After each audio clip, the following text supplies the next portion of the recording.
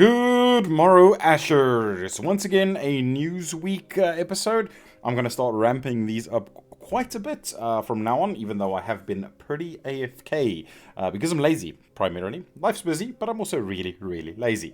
The biggest news this week, or this month, is that everyone has pretty much heard that the Alpha 1 has been delayed.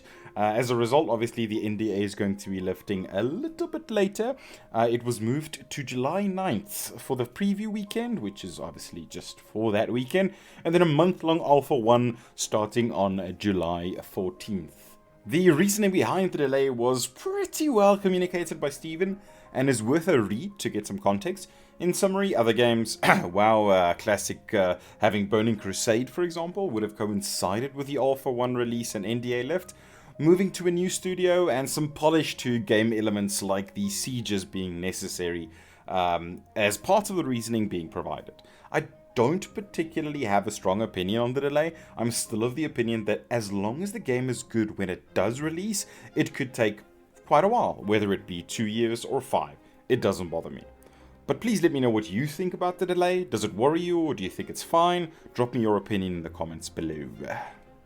While on the subject of the Alpha 1 release, Alpha 1 is back on sale in the Intrepid store at a steep and hefty price of $500, excluding VAT.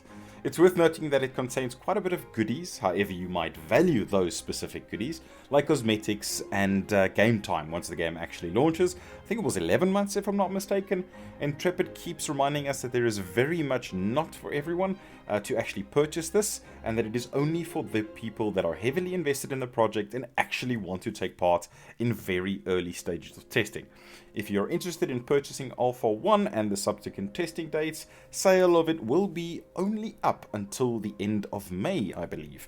Once again, I have a video covering exactly if you should be purchasing into these sorts of things. You're welcome to go and check it out in the description below if you're curious what the benefits and stuff are.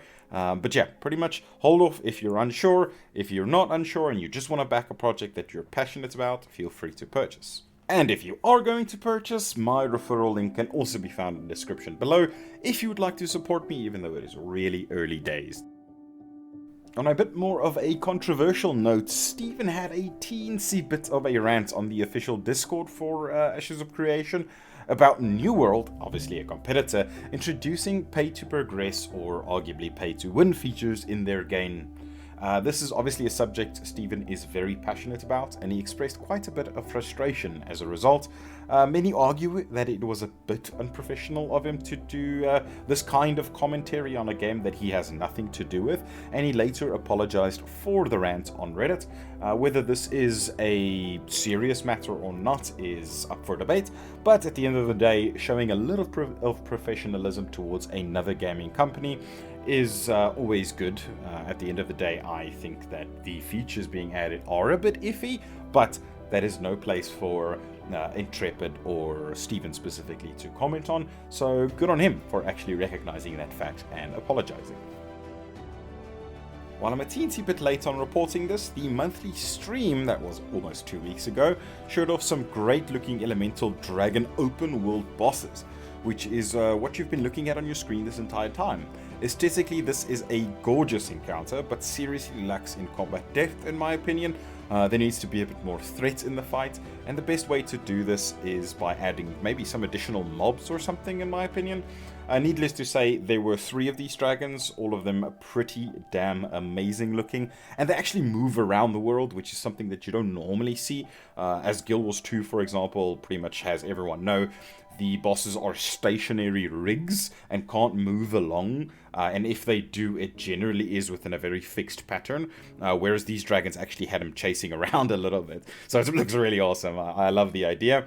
I just think it needs a bit of more interactivity as a result of the combat needing some, I don't know, oomph, for lack of a better word.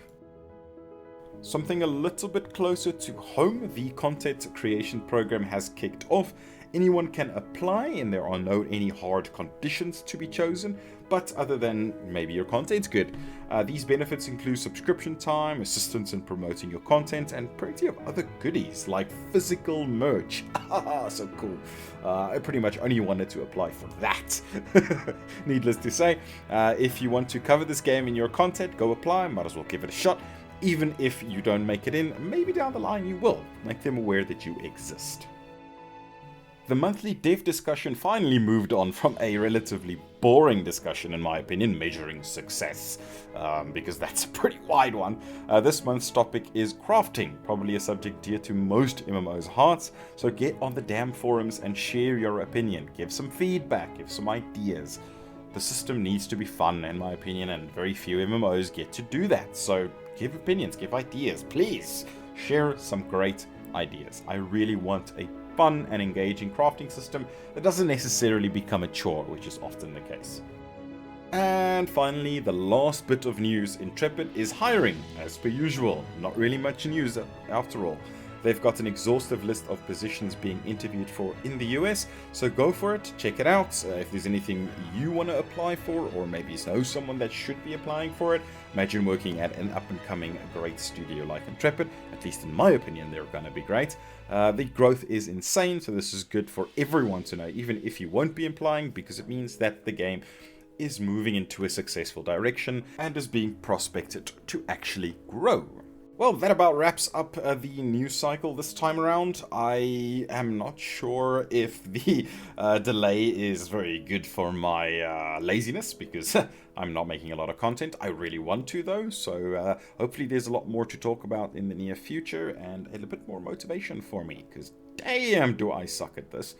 Needless to say, I'll see you guys around, and yeah, subscribe and let me know what you think of my content. Have an awesome day, guys. Cheers.